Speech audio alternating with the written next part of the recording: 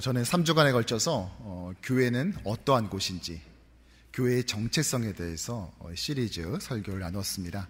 그리고 이제 오늘부터 그러면 그러한 교회가 되기 위해서 우리는 무엇을 해야 될지, 이 how to에 대한 이야기를 좀 나누어 보려고 합니다. 오늘 그 첫 번째 시간으로 함께여서 행복한 교회라는 제목으로 주의 말씀 증거하겠습니다. 여러분에게는 끝까지 완성하지 못해서 좀 아쉬움으로 남는 것이 무엇입니까? 저는 항상 이 미완성이라는 말을 들으면요 떠오르는 연극 한 편이 있습니다. 지금은 한국에서도 거의 없어진 것 같은데요. 제가 그 교회학교 그 중고등부를 다닐 때만 하더라도요 문학의 밤 이라는 게 있었어요. 그래서 신앙송도 하고 또 중창도 하고 합창도 하고, 전에는 수화 찬양이라고 했는데 요즘은 수어 찬양이라고 이제 하죠. 그런 것도 하면서 함께 이렇게 문화 콘텐츠를 가지고 건전하게 건강하게 이제 중고등부 유스의 아이들이 이렇게 모여서 교회에서 이제 문학의 밤을 하는 것입니다. 여러분들 혹시 그런 기억나세요? 네, 그런 게 있죠. 그러면서 이 문학의 밤을 홍보한다고 직접 포스터도 만들어서 교회 근처에 있는 중학교, 고등학교 앞에 가서 포스터도 고등부 선배랑 같이 풀 발라서 밤에 붙여놓기도 하고, 또 다른 교회의 중고등부 예배 시간에 맞춰서 가서 홍보도 하고, 또 우리 할 때 와달라고 그러면 또 이제 그 교회 문학의 밤 할 때 저희도 가서 자리 채워주고 뭐 이렇게 했었던 품앗이 했던 것이 기억이 납니다. 특히 이 문학의 밤의 하이라이트는요 뭐니 해도 사실은 연극이죠. 이 선극을 보는 것이 이제 가장 하이라이트입니다. 당시 저는 역대 최연소 교회 고등부 회장으로 취임하면서 제가 이전과는 분명히 다른 품격의 문학의 밤을 선보이겠노라 제가 공언을 했습니다. 야심찬 이 포부를 밝히고 여러 가지 기획을 했는데요. 그 중에서 이 교회의 연극을 하면은요 보통 예수님의 일대기나 또는 성경의 어떤 이야기들을 소재로 하는 경우가 많지 않습니까? 근데 저는 이 사고의 전환을 시도하면서요 이걸 현대극으로 한번 이번엔 하겠다. 이 고대극으로 이렇게 하지 않고 사극처럼 막 그렇게 안 하고 이번엔 현대극으로 한번 해보겠다라고 했습니다. 그러면서 이 문학의 밤에는 이번에는 현대극으로 할 테니까 이렇게 하겠다라고 하면서 중고등부 예배 시간에 제작 발표회까지 했어요, 제가. 그리고 여기에 참여하기 원하는 사람은 지금 신청해라. 출연진을 모집 중이다. 그랬더니 또 많은 친구들, 선후배들이 또 거기에 신청서를 했죠. 근데 문제는 뭐냐? 이 포부는 좋고 컨셉은 신선한데 대본이 없지 않습니까? 어떻게 했겠습니까? 그렇죠. 제가 직접 썼습니다. 자, 문제는 문예창작과 대학생들도 하기 힘든 것을 고등학생이 이걸 쓰려니까 얼마나 힘들었겠어요. 결국 헤아려낸 새 것이 없다고 기존에 나와 있는 작품을 참고하기로 했습니다. 그런데 저에게 특히 그 당시 깊은 영감을 주던 작품이 하나 있는데요. 당시 95년 1월에부터 시작하여서 24부작으로 방송된 드라마가 있었는데 시청률 평균 46%, 그리고 최종에는 무려 65%의 대기록을 세운 드라마 모래시계가 그 당시에 유행이었어요. 당시 남자들도 이 드라마 보기 위해서 빨리 퇴근하는 바람에 대한민국에서 회식 문화가 일시 중단되기도 했고, 남자들이 회사 끝나면 바로 집에 간다고 해서 이 모래시계를 귀가시계라고 별명을 붙여 부르기도 했습니다. 특별히 이 마지막 최종회에서 주인공 최민수가 이 사형 언도를 받고 죽기 전에 나 떨고 있니? 그게 무서워. 내가 떨고 있을까봐. 이 남자들, 상남자 같은 이 멘트를 날리는 걸 보면서 많은 사나이들의 가슴에 불을 지핀 이 명대사가 남아있죠. 저도 당연히 이 드라마를 보면서 마음에 큰 뜨거움과 감동과 은혜를 받았고, 이 스토리를 참고해서 대본을 쓰기 시작했어요. 근데 이게 말이 참고지요. 하다 보니까 이 드라마랑 똑같이 쓰고 앉아 있더라고요. 문제는 이 드라마를 본 사람이 너무 많다는 거예요. 끝난 지 몇 달 되지 않았고 많은 사람들이 이 스토리를 알기 때문에 나만 이렇게 생각하는 것이 아니라 많은 사람들도 아무래도 이렇게 생각할 것 같아서 이제는 어떻게 했냐, 잘 나가다가 비슷할 것 같은 지점에서 내용을 확 바꾸는 겁니다. 계속 이리저리 내용을 가다가 꺾고 가다가 꺾고 결국 스토리는 미궁에 빠져버렸고요. 이게 도대체 무슨 이야기의 흐름인지 알 수가 없는 지경에 이르렀습니다. 게다가 연극에 문제가 있었는데 결국 그날은 점점 문학의 밤은 다가오는데요. 이게 대본이라는 게 빨리 나와야 대사도 외우고 출연진들이 뭐 이걸 연습을 할 것 아닙니까? 근데 글이라는 게 좀 잘 안 써지잖아요, 여러분들. 또 밤에 잘 써져요. 그럼 밤새 대본을 몇 장 쓰고 난 다음에 아침에 새벽에 일어나서 복사를 하고 그걸 친구들이 사는 아파트 우체통에 넣어줬습니다. 소위 말한 쪽대본을 제가 날린 거죠. 그리고 또 학교에 가서는 스토리 구상에 또 몰두하다가 결국 문학의 밤은 코앞으로 다가오고요. 대본은 아직 절반밖에 나오지 않았습니다. 딱 절반만 한 연극이 만들어진 거예요. 여러분, 제가 과연 어떻게 했을까요? 그때 번뜩이는 아이디어가 떠올랐어요. 당시에 OHP라고 그래가지고요, 이렇게 필링 같은 데에다가 샤피 매직으로 이렇게 써서 딱 올려놓으면은 그게 큰 화면에 딱 나오는 이제 OHP가 교회에 있었거든요. 제가 글씨 잘 쓰는 후배한테 이렇게 쓰겠어요. 그리고 문학의 밤 때 연극이 딱 진행되고 딱 절반까지 하고 난 다음에 지금! 하고 사인을 주니까 그 후배가 OHP를 딱 올렸는데 뭐라고 써 있었냐? 2부는 내년 문학의 밤에서 딱 이렇게 올렸습니다. 여러분, 당시만 해도 아직 드라마가 시즌제라는 개념이 없었던 상황에서 대한민국의 최초의 시즌제를 도입한 게 바로 저입니다. 예. 그리고 95년 1부가 무대에 오른 이후에 지금은 솔직히 제목도 생각나지 않는 이 연극은 27년이나 지난 지금까지도 2부가 아직 상영되지 않고 있다는 사실이죠. 저희 연극은 이렇게 미완성으로 끝나버렸어요. 이유가 무엇이었을까요? 네, 물론 재능의 부재입니다. 하지만 더 근본적인 이유가 있어요. 바로 이걸 혼자 했기 때문입니다. 만일 다른 친구나 중고등부 임원들과 상의했다면 애초에 이런 무리한 계획 자체를 세우지 않았었겠죠. 그런데 저는 당시에 혼자 꿈꾸고 그거를 또 혼자 이루려 했기 때문에 이러한 참사가 났던 것입니다. 결국 이 땅을 살아가면서요, 특히 이 교회 공동체는 자신에게 주어진 여러 사명을 함에 있어서 함께 해야만 이룰 수 있다는 것입니다. 비단 그것이 중고등부 연극이라 할지라도 말이죠. 오늘 성경 역시 그 대표적인 사건 하나를 다루고 있어요. 오순절 성령 강림으로 만들어진 이 예루살렘 교회는 폭발적인 부흥을 경험했습니다. 하지만 그때 내부에 벌어진 두 가지 사건을 인해서 큰 어려움을 겪기도 했죠. 첫 번째는 아나니아와 삽비라 사건이고, 두 번째로는 헬라파 유대 과부들을 소홀히 해서 원망이 생긴 사건이었습니다. 먼저 이 첫 번째 아나니아와 삽비라 사건은 사실 따지고 보자면 개인의 일탈이었지만, 이 두 번째 문제는 교회의 구조적 문제였기 때문에 교회를 함께 다시 세워나가려고 하는 우리 뉴욕 효신 장로교 입장에서는 여기서 깊은 통찰을 얻어야 할 것입니다. 과연 본문을 통해 우리 교회가 나아가야 할 방향은 무엇일까요? 바라기는 오늘 이 아침에 모인 우리 교우들 모두가 교회의 이 참된 원리를 잘 깨닫고 실천함으로써 주의 앞에서 착하고 충성된 종이라 칭찬받는 우리 모든 교우들 되기를 주님의 이름으로 축복합니다. 예루살렘 교회는 빠르게 성장했지만 그만큼 빠르게 문제들이 나타나기 시작했습니다. 우리는 부흥하면 그저 좋을 것 같지만요, 부흥에는 반드시 성장통이 따르기 마련이죠. 그렇다면 예루살렘 교회의 성장통은 과연 무엇이었는가? 1절의 말씀 다 같이 읽어볼까요? 그때의 제자가 더 많아졌는데 헬라파 유대인들이 자기의 과부들이 매일의 구제에 빠짐으로 히브리파 사람을 원망하니. 여기서 헬라파 과부, 또 유대파, 히브리파 유대인이란 말이 나오는데, 이 헬라파 유대인이라는 말은 헬라어를 주로 사용하는 성도들을 말하는 것입니다. 반면 히브리파 성도들은 어떤 언어를 쓸까요? 히브리어라고 생각하시겠지만 사실은 아람어예요. 당시에 그 사람들이 썼던 시장 언어는 사실은 아람어였죠. 예수님도 이 땅에 오셔서 아람어로 설교하시고 말씀하셨죠. 그러나 사실 이 두 개의 언어는 크게 다르지 않아요. 신학교에 갈 때도 신학교에서 보면은 히브리, 아람어, 사전 이렇게 그냥 통으로 나와 있습니다. 그래서 아람어를 주로 사용하는 그룹과 헬라어를 주로 사용하는 그룹이 예루살렘 교회에 같이 있었던 것이에요. 여러분 지금까지 이런 생각 많이 안 해보셨죠? 예루살렘 교회는요, 두 개의 언어를 쓰던 교회인 거예요. 그러니까 헬라어 예배가 끝나고 난 다음에 아람어 예배가 있었는지, 또는 아람어로 사도들이 설교하면 그거를 헬라어로 통역을 해줬는지는 알 수 없으나 어쨌든 이 한 교회 안에 두 개의 언어 그룹이 공존하고 있었던 것이 바로 예루살렘 교회였다는 것입니다. 아람어를 사용하는 성도들은요, 헬라어를 조금씩은 알았을 거예요. 우리가 미국 살면서 이 영어를 그래도 어느 정도 알아듣고 있는 것처럼 말이죠. 하지만 일상 언어로 쓸 만큼 자유자재로는 쓰지 못했을 것입니다.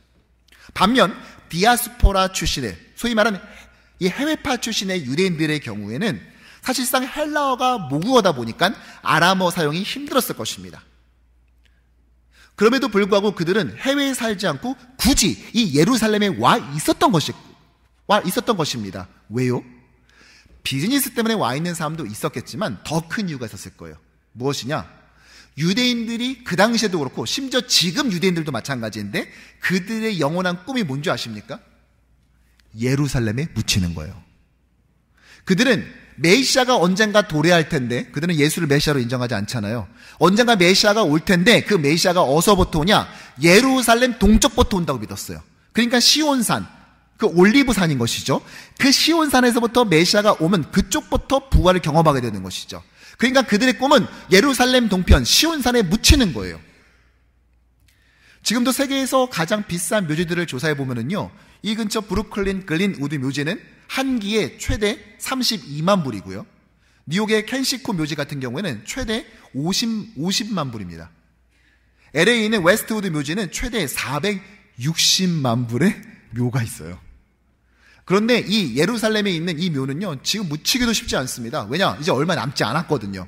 반드시 유대인이어야만 되고 여러 가지 까다로운 절차들도 있고 돈도 비쌉니다. 점점점 줄어들어요. 결국은 지금 이스라엘 정부는요, 그 아래에다가 거대한 터널을 뚫어서 엘리베이터까지 갖추고 있는 지하 묘지를 거의 완성해놨어요, 지금. 그 정도로 유대인들은 지금도 그렇지만 과거 2000년 전에도요, 예루살렘에 자신이 묻히기를 꿈꿔왔던 거예요. 그러니까 해외 디아스포라에서 나고 자라 비즈니스에서 돈 벌고 난 다음에 은퇴하고 난 다음에 이제 죽을 때쯤 되면은 그곳에 묻히기 위해 부부가 와 있는 것이죠. 그런데 남편이 먼저 죽어버린 거예요. 보통 평균 수명이 그렇지 않습니까? 그렇다 보면은 남편은 죽어서 거기에 묻혔는데 문제는 아내는 살아남아 있는 거죠. 우리가 이걸 과부라고 하지 않습니까? 그런데 여자 혼자서 그곳에서 밥벌이를 한다는 것이 결코 쉽지 않은 시대였습니다. 여성의 취업 제한이 노골적으로 있었던 사회 아닙니까? 그러다 보니까 이 사람들은 살 수 있는 방법이 이거죠. 우리가 한국에 살다가 다 팔고 미국에 이민생활 오면은 잡을 구해야 되는데 잡을 구하지 못하면 미국 올 때 갖고 온 돈, 그 곶감 빼먹으면서 아끼면서 사는 거죠. 그리고 그것이 다 떨어지면 굶어 죽는 겁니다. 그러니까 그들이 그렇게 그곳에 머물고 있다가 베드로의 전도를 받고 또 사도들의 전도를 받고 결국 그들이 예수를 믿어 예루살렘 교회의 일원이 된 것입니다. 그리고 교회는 그들을 소위 말한 이 본문의 매일 구제라고 표현한 것을 통하여 그들 극빈자들에게 먹을 것을 제공했던 것입니다. 이것이 교회 사명 중에 하나로 당시에 있었던 것이죠. 문제는 뭐냐? 여러분 생각할 때는 예루살렘 교회에 헬라파가 많았을까요? 아니면 히브리파가 많았을까요? 그렇죠. 히브리파가 많죠. 아무리 이주를 한다 할지라도 원래 그 동네 주민보다 많을 수는 없겠죠. 그들은 소수였던 것입니다. 그리고 그들이 점점 이 매일 구제 사역에서 점점 리스트에서 빠지는 일들이 발생하자 그들은 원망하기 시작했다는 것입니다. 안 그래도 예루살렘 교회 안에서 자신이 소수였는데 이런 대접을 받는다니 참을 수 없다라고 분개했던 것 같아요. 그러니까 교회는 예산은 예산대로 쓰고 원망은 원망대로 듣는 안타까운 상황이 벌어진 것이죠. 이에 대한 초대 지도자 그룹의 이 12사도들, 이들은 어떻게 이 사태를 진단했을까요? 더 열심히 기도하자, 더 큰 성령의 은사를 사모하자 이랬을까요? 아닙니다. 그들의 진단은 이랬습니다. 2절의 말씀 함께 읽어보죠. 12사도가 모든 제자를 불러 이르되 우리가 하나님의 말씀을 제쳐놓고 접대를 일삼는 것이 마땅하지 아니하니. 쉬운 성경에서는 이 부분을 하나님의 말씀을 가르치는 일을 소홀히 하는 것은 옳지 않습니다 라고 번역했어요. 사도들은 자신들이 구제 사역을 돌리느라고 정작 자신들이 해야 할 것을 하지 못했음을 발견했죠. 근데 여러분, 이런 비슷한 사건이요, 이 판박이 같이 구약에 하나 더 있습니다. 바로 출애굽기 18장에 나오는 백성들을 재판했던 모세의 모습이에요. 모세의 장인 이드로가 모세를 찾아왔어요. 그리고 자기 사위의 하루를 가만히 관찰을 했습니다. 그랬더니 어땠느냐? 이른 아침부터 늦은 밤까지 백성들의 억울함을 가지고 오면은 그것을 일일이 다 듣고 재판하느라고 완전히 녹초가 되어 있는 것이죠. 번아웃 되어버리고 말았어요. 그래서 출애굽기 18장 18절에서 이렇게 말하는데, 너와 함께한 이 백성이 필경 기력이 쇠하니 이 일이 내게 너무 중함이라 내가 혼자 할 수 없으리라. 제가 캘리포니아에서 뉴욕으로 온 다음에 이제 DMV에 가서 그 드라이버 라이센스를 바꿔야 되지 않습니까? 그걸 하려고 하는데 몇몇 성도들이 저한테 연락 주셔가지고요, 절대 플러싱에 있는 DMV는 가지 말라고. 너무 줄을 오래 서가지고 우선 지쳐가지고 아무것도 못 하신다고 저한테 신신당부를 하셔가지고 제가 롱아일랜드까지 가서 바꿨더니 수월하게 바꿔지더라고요. 여러분, DMV 줄 서는 것도 힘든데 더군다나 안 좋은 일로 억울함을 가지고 줄을 쫙 서서 구구절절 앞에 있는 사람들도 사연을 다 말하고 판결하는 거 기다리고 있으면은 얼마나 지치겠습니까? 또 그걸 좋은 얘기도 하루 이틀이지 그걸 하루 종일 억울한 이야기 들어주고 있는 모세는 또 어떻겠습니까? 그러니까 피차가 서로 간에 피곤하기는 마찬가지였다는 것입니다. 하지만 여기서 한 가지 오해하지 말아야 할 것은요, 백성을 재판하는 것이나 또는 과부에 대한 구제 사역을 하는 것이 결코 덜 중요하거나 하찮은 일이란 말은 아니에요. 제가 하고 싶은 것은 모세만이 할 수 있는 일, 또 12사도만이 할 수 있는 본연의 임무를 할 수 없는 게 문제라는 것입니다. 여러분, 모세가 한 많은 일 중에 가장 큰 일은 뭐라고 생각하세요? 홍해 가른 겁니까? 반석에서 물 내게 하는 거예요? 네, 그것도 다 중요한 일이죠. 그런데요, 저는 가장 중요한 일은 성경을 기록한 거라고 생각해요. 창세기, 출애굽기, 레위기, 민수기, 신명기 5개의 성경을 누가 썼습니까? 모세가 썼죠. 그는 틈틈이 짜서 시간을 짜내서 성경을 기록해야 됐다는 것이죠. 근데 하루 종일 재판하고 있으면 도대체 창세기는 언제 쓰고 있습니까? 그것이 써져야, 기록돼야지 우리가 이것을 보고 은혜를 받고 신앙생활 할 거 아니에요? 그런데 하루 종일 재판에 매달려 있으니까 문제라는 것이죠. 오직 모세만이 할 수 있는 그 일을 못하고 있다는 것입니다. 사도들도 마찬가지죠. 신학교도 없고 심지어 기록된 신학성경이 없던 당시에 예수의 가르침을 현장에서 저자 직강으로 직접 들었던 사람들, 또 3년이나 직접 예수께 제자 훈련 받았던 사람들의 이 사도들의 역할은 절대적이에요. 지금의 목회자들과는 다른 것이죠. 쉽게 말해 대체 불가인력이에요. 대신해줄 사람이 없어요. 그들은 복음을 전함과 동시에 신약 성경을 기록하고 있어야 되고 틈틈이 짬을 내어 반드시 자신들의 후대 세대를 길러내야 됐습니다. 왜냐? 사도들이 다 죽고 나면 이걸 누가 가르칠까요? 아무리 하나님의 역사가 일상처럼 일어나고 탁월한 지도자가 세워졌다 할지라도요, 함께 일하는 팀워크가 없다면 그 공동체는 멈춰서게 된다는 것입니다.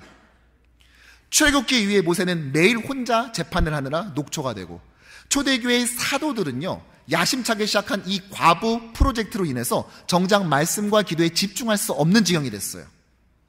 그러는 사이 리더는 번아웃되게 되고 공동체는 분열에 휩싸였습니다. 구약이나 신약이나 할 것 없이 공동체 모두에 발생한 이 위기는 도대체 왜 생겼죠? 함께하지 않았기 때문입니다. 결국 사도들은 이에 대해 해결책을 다음과 같이 제시합니다. 우리 3절과 4절의 말씀 함께 읽겠습니다. 형제들아, 너희 가운데서 성령과 지혜가 충만하여 칭찬받는 사람 7을 택하라. 우리가 이 일을 그들에게 맡기고 우리는 오로지 기도하는 일과 말씀 사역에 힘쓰리라 하니 아멘. 무슨 말이죠? 사람 세우겠다는 것입니다. 함께 하겠다는 것입니다. 모세의 경우도 마찬가지였죠. 그의 장인 이드로의 조언을 받아들여서 그는 1000부장, 100부장, 50부장, 10부장을 세워 웬만한 건 그들로 하여금 처리하게 했고, 중요한 일들을 자신이 직접 상대함으로써 그는 성경을 기록할 수 있는 시간을 벌기 시작했어요. 사도들 역시 마찬가지이죠. 7 집사를 세워 함께 하면서 이 암초로부터 빠져나와 다시 달릴 수 있게 되었다는 것입니다. 비록 이스라엘이 홍해와 아말렉의 위기를 극복하고 초대교회는 유대인들의 박해를 견뎌낸 위대한 공동체였다 할지라도 교회는 함께 일하는 공동체의 팀워크를 요구받고 있는 것입니다. 그건 우리 교회 역시도 마찬가지라고 생각을 해요. 저는 제가 부임해서 장로님들께 부탁했던 것이 하나 있어요. 제가 수요 예배, 토요 새벽 예배, 주일 예배 강단은 제가 직접 섬기겠지만 월요일부터 금요일까지의 새벽 강단은 다른 부교육자들한테 부탁을 하겠다는 겁니다. 왜냐? 여러분, 이민자에게 있어서 예배 한 번은 보통의 의미가 아니에요. 물론 한국교회 예배도 중요하죠. 그런데 이민자가 이 예배 한 번을 참석하기 위해서 치러야 될 대가는 한국교회 성도들의 그것보다 훨씬 더 질량이 크다는 사실을 저는 매번 발견했습니다. 사실 오늘 뉴저지에서 오신 분들은 어떻습니까? 다리 건넌 죄로 일단 돈 내고 시작하면서 여기를 건너오지 않습니까? 롱아일랜드 오신 분들, 막히는 브루클린에서부터 오시는 분들, 아니 플러싱에 사신다 할지라도 주차 공간이 쉽지 않은 이 지역 안에서 예배 한번 드리기 위해서는 쉽지 않은 노력들이 필요하다는 것이죠. 그리고 이 자리에 와 앉아 계시는 거예요. 그러니까 설교 한 편을 하더라도 이민자에게 하는 설교는 목사의 진정성과 노력과 땀과 눈물이 있어야 된다고 생각합니다. 왜냐? 여기 와서 그 말씀을 듣고 있는 자들이 그 눈물과 땀의 결과로 앉아있기 때문인 거예요. 저는 이전 교회에서 1년에 2번에서 3번 참 감사하게도 주일 설교를 할 수 있는 기회를 받았어요. 또 금요일서 설교도 할 수 있었어요. 그리고 새벽기도 설교도 일주일에 한 번씩은 꼭 했는데요. 그 설교를 할 때마다 적어도 그래서 3시간에서 4시간 이상은 썼습니다. 주일 예배 설교를 할 때만큼 새벽 예배 설교 한 번도 그렇게 준비했습니다. 왜요? 이민자 예배는 그러한 것이니까. 아유, 새벽에는 어차피 괜찮아. 하는 사람도 졸고 듣는 사람도 졸고 끝나고 물어보면 모를걸? 그냥 대충 때우다가 넘어가면 돼. 너무 힘주지 말고 살살 주일 예배 열심히 준비하고. 저는 죄송하지만 그게 안 돼요. 새벽 기도나 수요 예배나 주일 예배나 저한테는 모두가 다 부담스러운 사역이에요. 그리고 진중하게 진심을 다해서 저는 반응해야 된다고 생각해요. 그래서 그렇게 준비해왔어요. 근데 월요일부터 제가 금요일까지 그렇게 하면은요, 어떤 일이 벌어질까요? 한 가지 문제가 있어요. 장로님들이 저를 초빙하시고 청빙했으면은 알아서 시간을 늘려놨어야 되는데 저는 담임 목사가 됐음에도 불구하고 하루가 여전히 24시간인 거예요. 근데 6시간은 그래도 자는데 할애야 되지 않겠습니까? 실제로는 그렇게 못 자지만 그래도 6시간 하고 그럼 남은 시간 몇 시간이죠? 18시간. 거기에서 또 밥 먹는 시간, 씻는 시간 빼고 신방하는 시간 빼면 얼마가 남습니까? 그러니까 이 자체가 가능하지 않는 것이죠. 또 하나의 이유가 있어요. 그것은 바로 함께 뛰기 위해서요. 부교육자들에게도 이 설교의 기회를 저는 줘야 된다고 생각을 합니다. 참 감사하게도요, 전 주일날 설교도 할 수 있었어요. 전 지금도 제가 했었던 첫 주일 설교를 기억해요. 7년 반 전에 처음 그 주일 설교를 했을 때도, 이전 교회에서 줬을 때도요, 참 감사했는데, 전 이미 그때 목사 연차 12년 차 정도 됐어요. 설교는 많이 했죠. 근데 주일 저녁 설교까지 했는데, 주일 본 예배, 낮 예배 설교를 한 적이 그때가 처음이에요. 믿고 맡겨주셨어요. 출타하시면서. 전 그때가 기억이 나요. 설교가. 그리고 제 소원이 있는데, 그때 그 설교 동영상을 찾아서 지구상에서 없애버리는 것이 제 버킷리스트 중에 하나예요. 주일 예배 설교를 준비해야 되니까 어떻게 했겠어요? 17페이지를 다 외웠습니다. 그런데 문제가 있어요. 다 외우다 보니까요, 잊어버리면 안 되잖아요. 집중을 하다 보니까 설교 영상을 보면요, 엄청 무서워요. 흰자밖에 없거든. 이게 사람이 외운 걸 하려면요, 자연스럽게 눈이 올라갑니다. 사랑하는 여러분, 하나님께서는 우리 땅에 창조하시고 주인 되시며 홍해를 가르시고 우리 주인 되셨습니다. 그러면서 머릿속에 생각하는 거죠. 2페이지 넘기고 두 번째 달라. 그러므로 우리는 하나님 앞에 나와서 하셔야 됩니다. 와, 얼마나 무서운지 30분을요 흰자만 보이면서 제가 설교를 하고 있더라고요. 아, 그거 다 찾아내야 되는데 진짜. 그런데요, 한 번 맡겨주시고 두 번 맡겨주시고 세 번 맡겨주시다 보니까요, 어느 순간에가 조금씩 눈동자가 내려오면서 아이 컨택을 하게 되고 성도들과 교감하는 설교를 할 수 있게 되더라고요. 아직도 부족하지만요, 저는 계속해서 성장하고 있는 것이 참 감사합니다. 왜요? 기회를 주셨으니까. 제가 너무 아픈 날도요, 일주일에 한 번 새벽 기도 설교하는 날은 거르지 않으려고, 그 기회 놓치기 싫어서요, 에드빌 4알 털어먹고 저는 새벽 기도 강단 지켰습니다. 그 설교의 기회를 갖는 것이 얼마나 소중한 것인지 저는 대형교회 사역하면서 배웠거든요. 목사 120명, 130명 있는 교회에서요, 수요 예배의 기회는요 2년 반 만에 한 번 돌아옵니다. 새벽 기도는 4개월 만에 한 번이요, 1년에 2번 하는 거예요. 주일 예배 설교는 꿈도 못 꾸죠. 그러다 보니까 설교가 너무 고픈 거예요. 그 기회가 너무 소중한 거예요. 그래서 옆에 목사님이 아프면은요, 그거 내가 하면 안 되냐고 해서 제가 땜빵 설교도 했어요. 그 기회가 있었기 때문에 지금도 많이 부족하지만, 그러나 조금씩 말씀을 증거하는 그 여유로움이, 또 그것을 깊이 연구하면서도 동시에 자연스럽게 전달할 수 있는 그 기회들이 생겼다는 것입니다. 사랑하는 성도 여러분, 저는 우리 부교육자들도요, 한 번의 새벽 예배지만 그 새벽 예배 설교를 준비하면서 대충 준비하신 분 없다는 것을 전 새벽 기도 때마다 느낍니다. 열심히 준비하시고 그것이 여러분들에게 어떻게 전달될지는 모르겠지만 그러나 최소한 저에게는 정말 열심히 준비하셨구나라는 것이 항상 느껴져요. 저는 우리 효신장로교회가 담임 목사의 설교에만 은혜 받고 부교육자의 설교는 마치 그것이 1등급이 아닌 뭔가 좀 하자가 있고 뭔가 부족한 설교처럼 여기지 않는 하나님의 말씀은 오롯이 하나님의 말씀으로 듣는 여러분 되기를 주님의 이름으로 축복합니다. 그들의 그 열정, 좀 기술적으로 부족할 수 있을지 모르지만 뭔가 충분하지 않게 느껴질지 있을지 모르겠지만 그러나 하나님의 말씀을 그렇게 바들바들 떨면서 준비한 그 설교 한 편을 진심과 전심으로 받아주는 그런 좋은 마음의 밭을 가진 여러분 되기를 주님의 이름으로 축복합니다. 우리가 같이 그렇게 했으면 좋겠어요. 물론 일주일 내내 강단을 다 섬기시는 분도 있어요. 저는 그분들의 목회를 폄하하는 것은 절대 아닙니다. 그것도 그분 나름대로 하나님께서 주신 목회의 방침이고 중요한 어떤 결단이라고 저는 생각을 해요. 다만 저는 그 혜택을 본 사람으로서 저 역시도 그렇게 기회를 주는 담임 목사의 사역을 하고 싶다는 겁니다. 또한 여러분, 저 혼자 감당할 수 없기에 여러분들이 기도해야 될 기도 제목이 있습니다. 사실 제가 부임해서 지난 한 달 동안 있으면서 한 주에 적어도 이틀은 교회에서 잤어요. 설교 준비하다가 또 행정적으로 또 준비하다가 또 신방했던 거 또 잊어먹기 전에 또 다시 한번 좀 정리하고 또 기도 부탁받은 거 기도하다 보면은요 그냥 야, 이렇게 하면 여러분 아시는 것처럼 저희 집이 좀 멀잖아요. 여기서 눈이 오면 잘 못 가고 뭐 이런 데잖아요. 그렇죠? 제가 걸음수를 세봤더니 한 90 몇 걸음인가? 교육과는 거의 비슷하더라고요. 저희 걸음이. 근데 거기서 고기 가는 게 아까운 거예요. 이럴 바에는 좀 있으면 새벽 기도인데 그냥 하고 가자. 이러다 보니까 한 일주일에 이틀은 밤을 새게 되더라고요.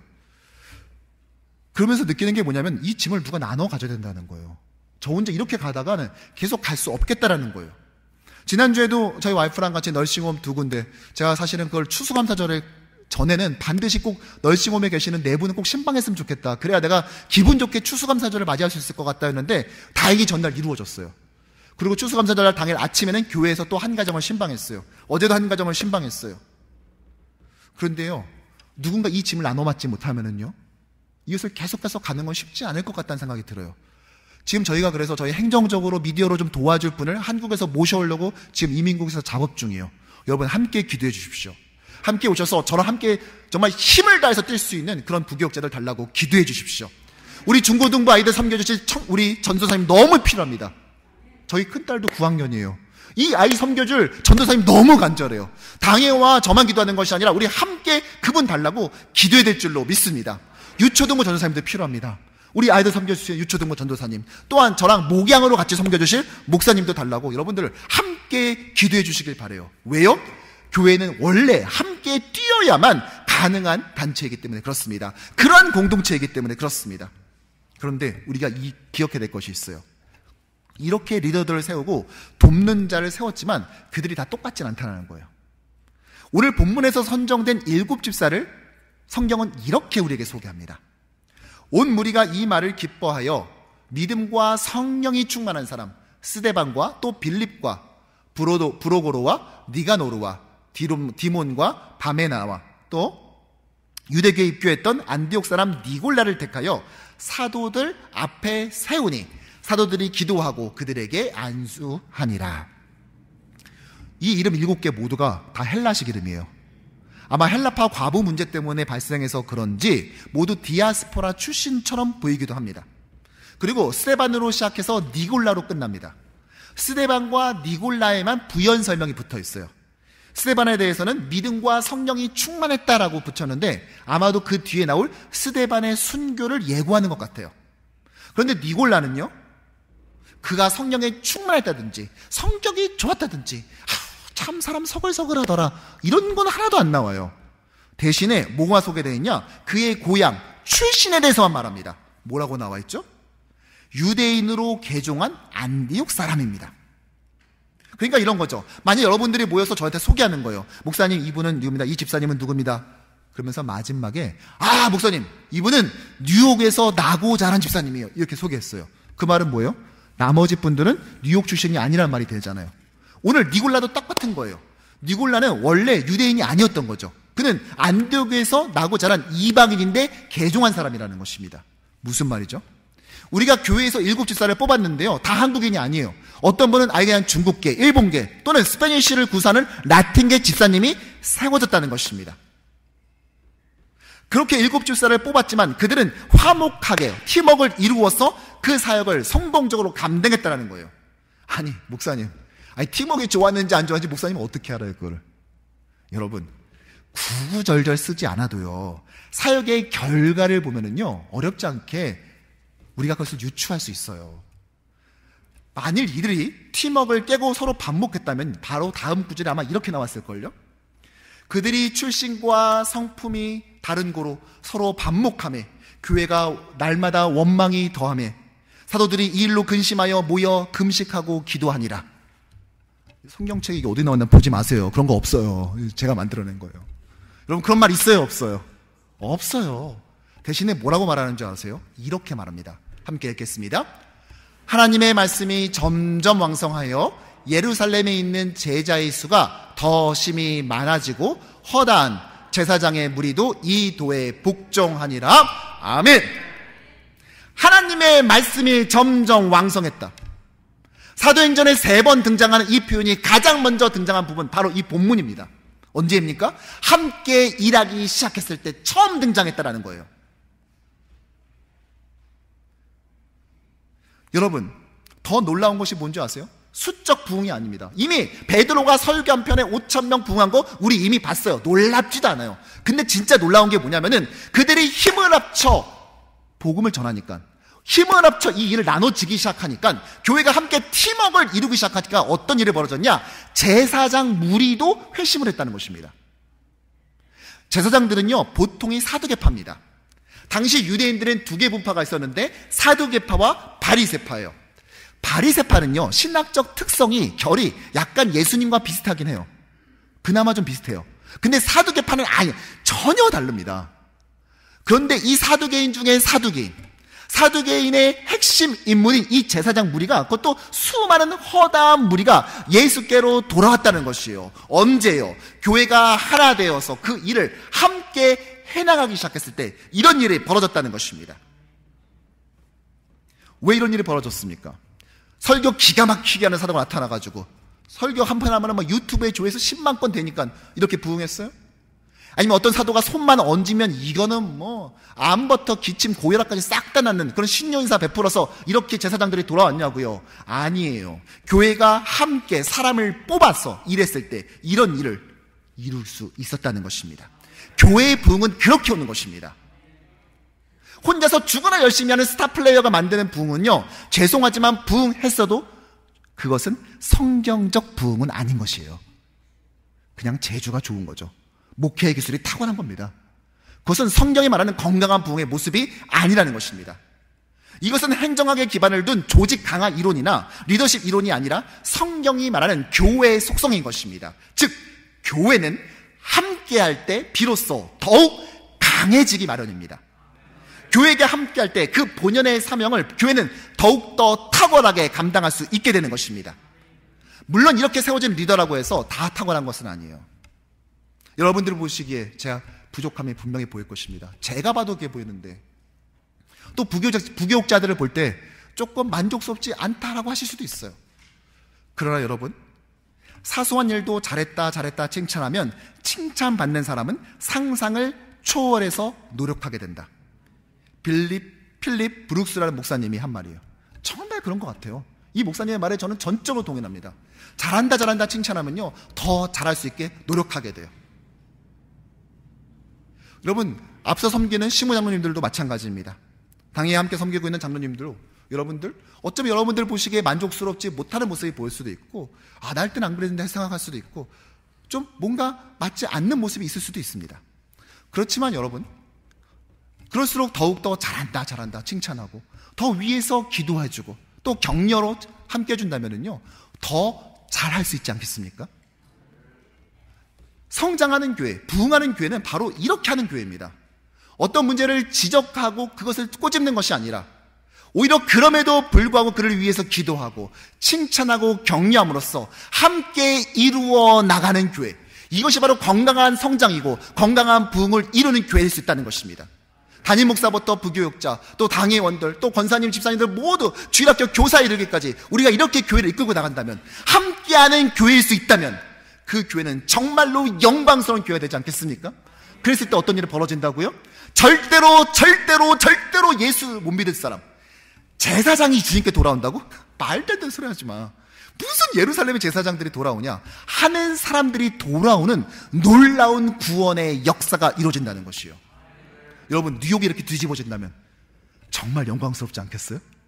뉴욕 효신장로교회를 통해서 뉴욕이 그런 영적 대각성, 영적 지각병동을 이룰 수 있다면 여러분 정말로 영광스럽지 않으세요?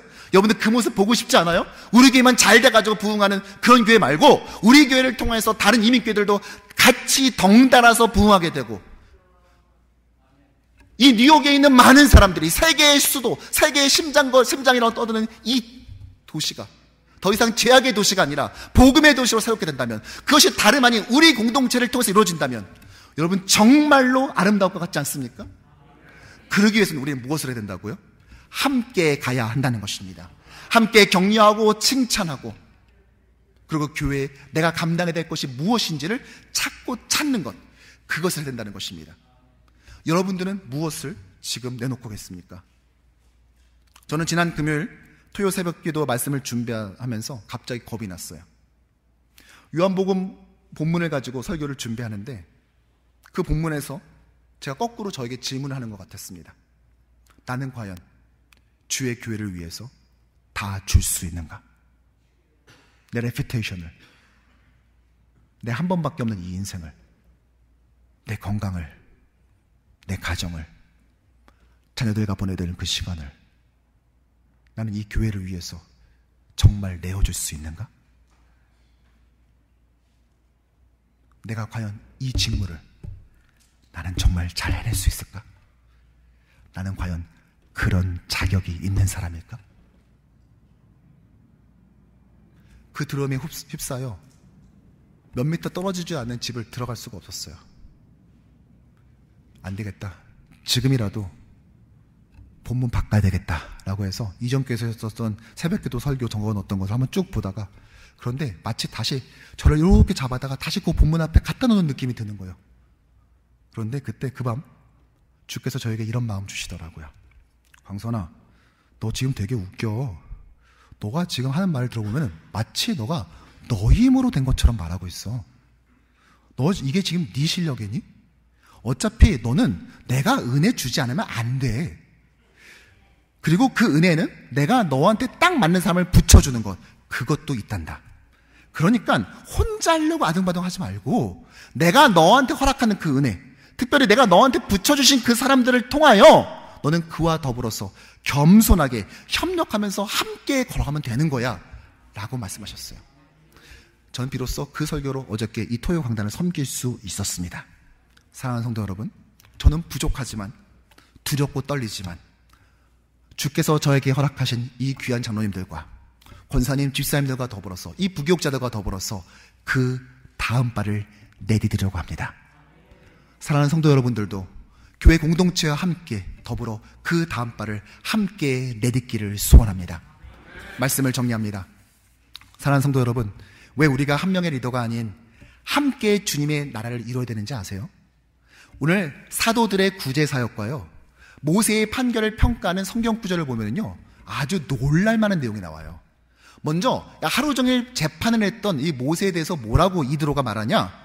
모세의 장인이 그에게 이르되 내가 하는 것이 옳지 못하도다. 뭐라고요?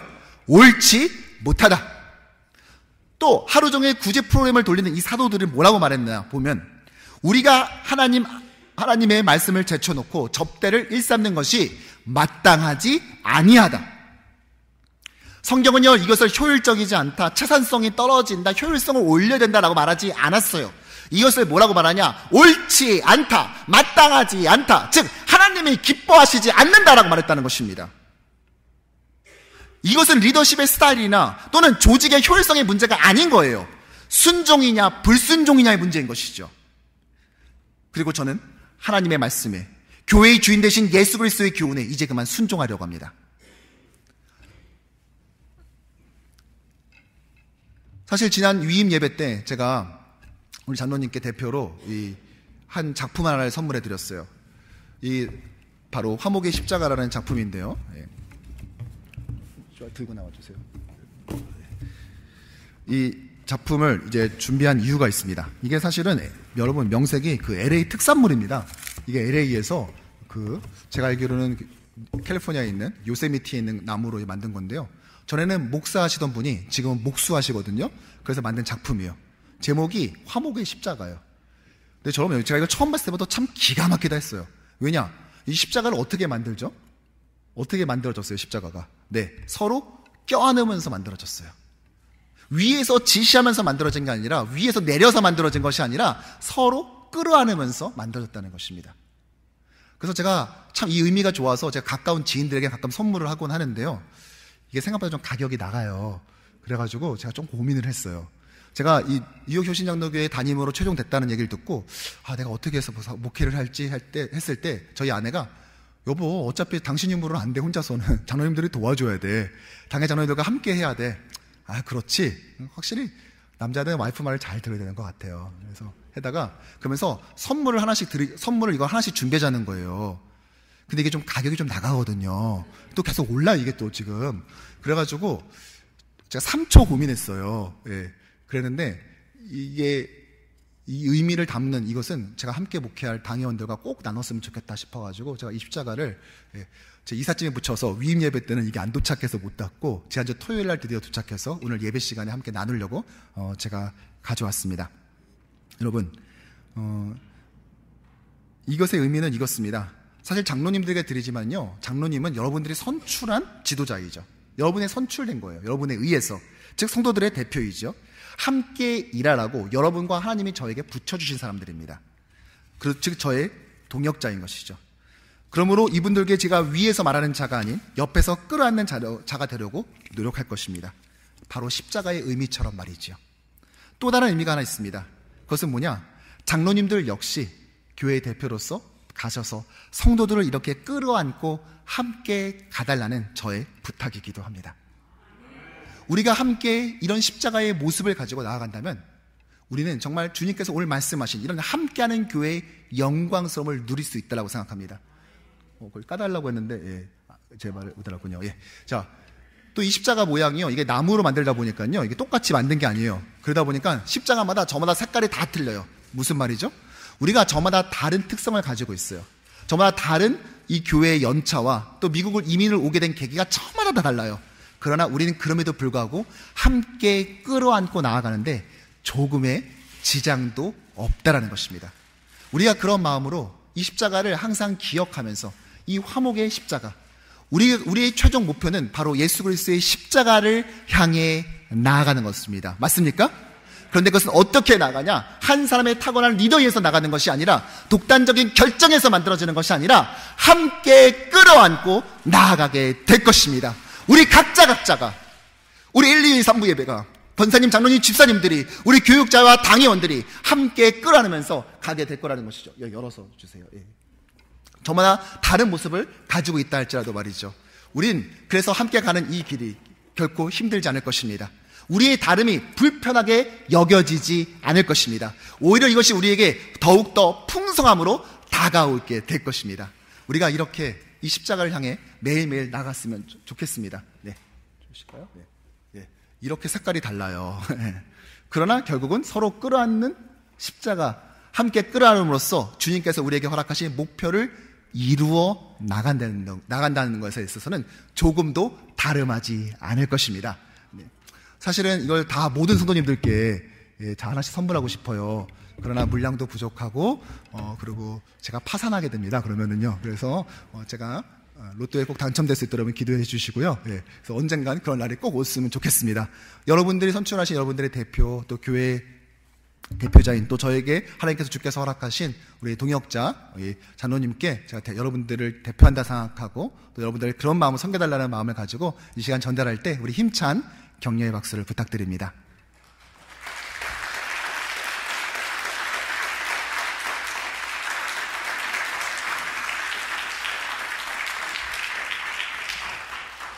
사랑하는 성도 여러분, 저의 연극은 27년째 현재 미완성입니다. 사실 따지고 보면은 저라는 사람 자체가 하나님 앞에서 미완성입니다. 저의 인격이, 저의 영성이, 저의 지혜가, 저의 경륜이, 저는 아직 미완성입니다. 그럼에도 하나님께서 붙여주신 동역자들이 있기에 그들과 함께 완성해 나가려고 합니다. 그리고 노력할 것입니다. 우리는 형제로서 함께 하던가 아니면 바보처럼 함께 망하던지 선택해야 할 것입니다. 창세의 일에 일관된 마귀의 전략이 무엇입니까? 그와 맞서 싸워야 될 사람이 서로 싸우게 만드는 것 아닙니까? 우리가 분열하면 우리는 세상의 구경거리가 될 것입니다. 하지만 우리가 마음을 합혀 함께 간다면 세상은 우리를 통해 그리스도를 보게 될 것입니다. 사랑하는 성도 여러분, 다른 사람을 낙심하게 하는 것은 너무나 쉽습니다. 세상에 나가보세요. 그런 사람들 세고 셌습니다. 문제는 격려해 준 사람이 없다라는 거예요. 우리 교회는 어떻습니까? 우리는 충분한 위로자의 정족수를 만족하는 교회입니까? 제가 뉴욕 휴신 장로교를 부임하면서 우려하는 저에게 애정어린 조언을 해줬던 분들도 있어요. 김 목사, 너 진짜 기도해보고 결정한 거 맞아? 너 정말 그렇게 결정했어? 정말 갈 거야? 가고 돼 있어? 라고 말하시는 분들. 알아요. 저도 저를 사랑해서 했던 말이란 걸. 근데 죄송하지만요, 그건 저에게 힘이 되지 않았어요. 정말 저에게 힘이 된 말은 뭔지 아세요? 나는 걱정하지 않아. 김 목사 이렇게 나처럼 조언해주는 사람도 있고 너 사랑해주는 사람 많은데, 너 잘 되길 이렇게 원하는 사람 많은데 그 사람들이 너에서 기도 안 해주겠어? 난 오히려 기대되는데? 야, 너 나중에 너 잘 되고 나면은 내가 전화하면 모른 척이나 하지 말아라. 그렇게 말씀하시는 분. 저는요, 그분이 전화하면 2번 벨 울리기 전에 반드시 받을 겁니다. 그런 격려가 부족하지만 저를 오늘 이 자리에 있게 만들었습니다. 그리고 우리를 함께 걸어가게 만들 것입니다. 바라기는 우리 모두가 혼자 가는 것이 아니라 함께 가는 그 행복감에 덩실덩실 춤추면서 모두가 힘들다고 말한 이 말세의 때, 이 종말의 시대, 그럼에도 불구하고 행복한 신앙생활로서 매일매일 주님께 나아가는 저와 여러분 되기를 주님의 이름으로 간절히 축복합니다. 기도하겠습니다.